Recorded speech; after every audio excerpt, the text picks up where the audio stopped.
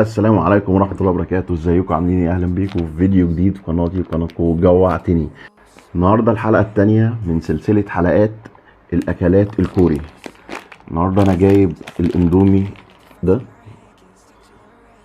بطعم السي فود، في شكل جمبري وبلح بحر وكده، والمفروض ان هو سبايسي. خلونا نفتح محتويات الكيس عشان نعمله.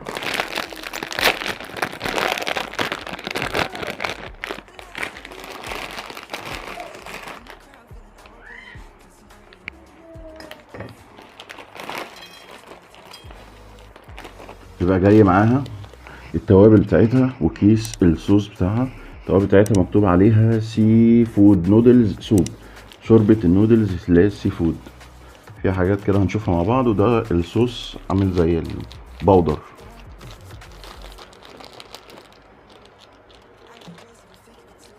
التوابل عاملة ازاي؟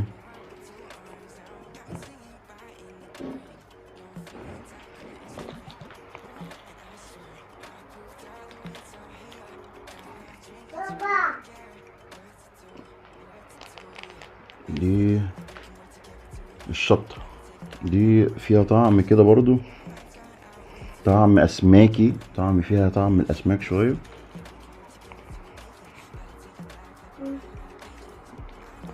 معرفش بقى هل دي برضو فيها شطة ولا دي مثلا بابريكا او لون. يلا بينا نسويها وندوقها. وبعد ما سويناها بصوا شكلها عامل ازاي. بص التوابل اللي جايه معاها طلع زي عشب كدهوت، اعشاب، وفيها توم، فيها جنزبيل، وريحتها جمبري جمبري. بصوا التوم.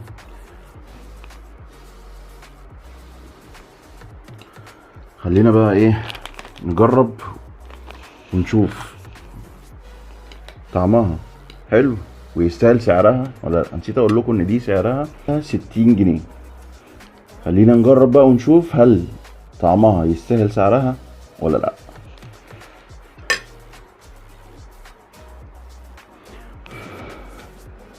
بسم الله الرحمن الرحيم.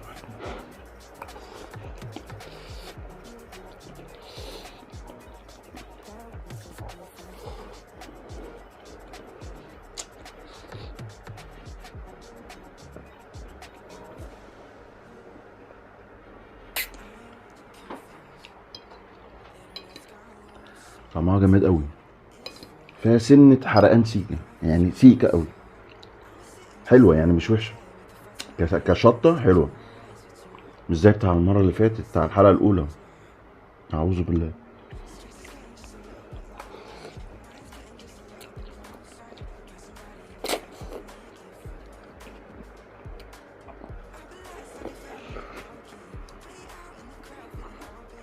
جامد جامد جامد.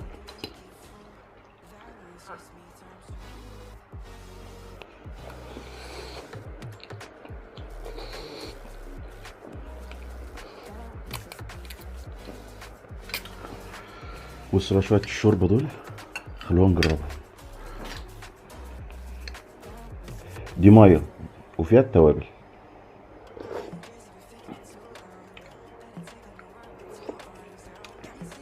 شوربة سي فود مش قوي يعني.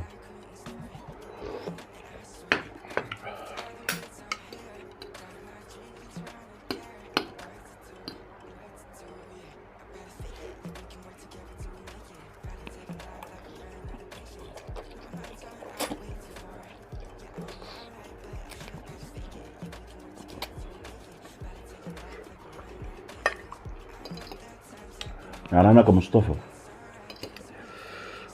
كيسين من ده اشبع منه، انما كيس واحد معايا هنا ما يشبعش.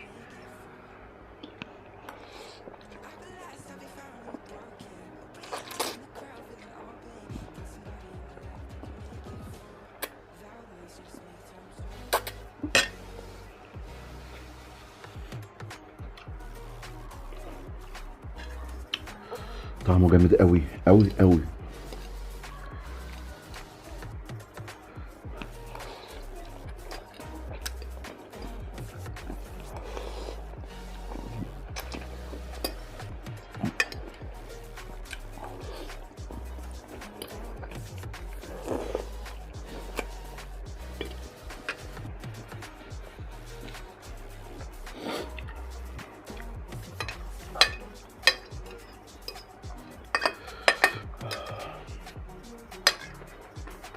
النودلز الكوري دي فعلا جامده قوي.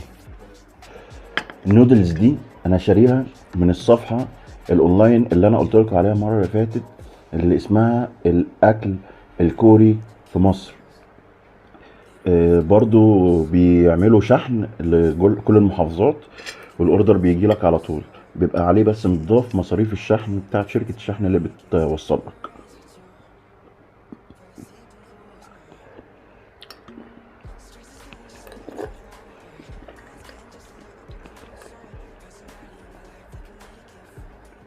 صدقوا طلعت حاجة فيها سمك، اللي هي اللي انا وريتها لكم، اللي قلت لكم عليها توم، دي مش توم.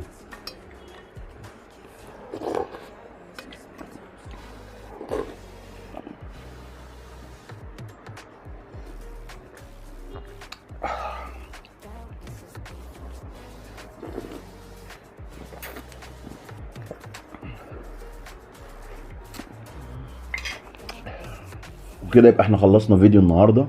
استنوني في الفيديو الجاي ان شاء الله مع الحلقه الثالثه من سلسله حلقات الاكلات الكوري.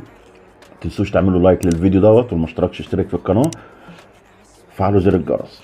سلام.